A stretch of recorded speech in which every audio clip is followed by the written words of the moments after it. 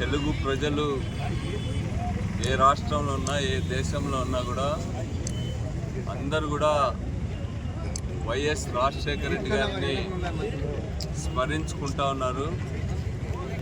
ఈరోజు 75వ జయంతి రాష్ట్ర వ్యాప్తంగా కూడా వైఎస్ఆర్ అభిమానులంతా కూడా పెద్ద ఎత్తున నిర్వహించుకుంటా ఉన్నారు.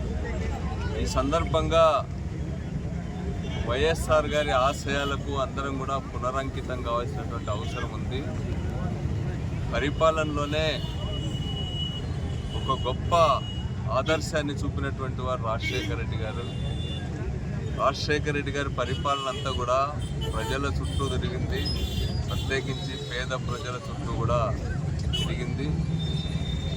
ముఖ్యంగా ఫీజు రీయింబర్స్మెంట్ కానీ, లేకపోతే ఆరోగ్యశ్రీ లాంటి పథకాలు కానీ, ఉచిత విద్యుత్ కానీ, రాష్ట్ర వ్యాప్తంగా 1,00,000 కోట్ల రూపాయలతో ప్రాజెక్టుల నిర్మాణం ప్రారంభించడం కానీ, ఇవన్నీ కూడా ఎవరు అధికారంలో ఉన్నా వాళ్ళకి ఈరోజు ఆదర్శంగా నిలిచాయి.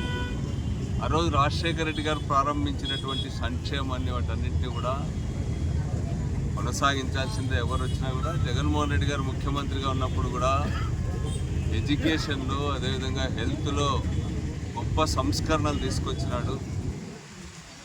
ఫీజు రీయింబర్స్మెంటే కాకుండా అమ్మఒడి లాంటి పథకాలు అన్నీ కూడా తీసుకొచ్చి రాజశేఖర రెడ్డి గారి స్ఫూర్తితో పరిపాలన చేశాడు. అదేవిధంగా హెల్త్ సెక్టార్లో కూడా కనీ విని ఎరగని రీతిలో ముఖ్యమంత్రి సహాయ నిధి కింద, ఆరోగ్యశ్రీ కింద లక్షలాది మందికి సహాయం చేసి ఒక గొప్ప ఆదర్శాన్ని జగన్మోహన్ రెడ్డి గారు నిలబెట్టడం జరిగింది.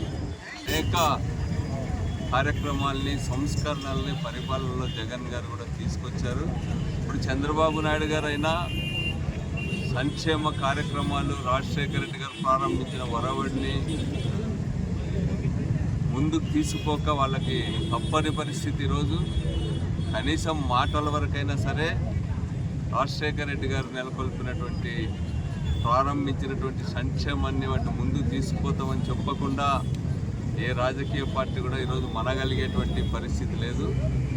అందుకనే మళ్ళా ఒకసారి వైఎస్ఆర్ కాంగ్రెస్ పార్టీ రాజశేఖర రెడ్డి గారు ప్రారంభించినటువంటి సంస్కరణలు, ఆ స్ఫూర్తిని ముందుకు తీసుకోవడానికి మళ్ళా అందరం కూడా పునరంకితం అవుదామని చెప్పి ఈ సందర్భంగా తెలియజేస్తాం.